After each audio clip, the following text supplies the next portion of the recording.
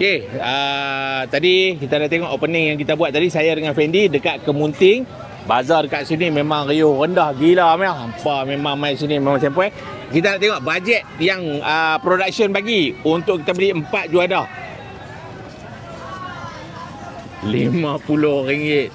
RM50 ni boleh dapat insya-Allah. Tapi dia kata bajet ni sekali dengan cameraman. Tengoklah. Boleh dapat berapa? Jom. Kita pusing. Kita cari.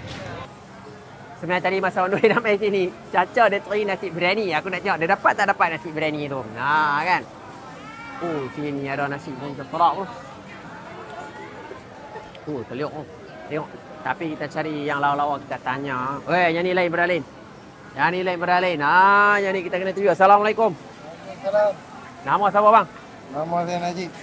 Ni apa dia ni? Kocak Kang. Kocak kurang ah. Ni bau boleh beralin ni kira macam mana ni? Bungkus pahit. Cakap saya tak ada telefon perempuan lagi. Tak apa. Jangan macam mesti. Alah tak apa. Nama apa? Ha? Nama.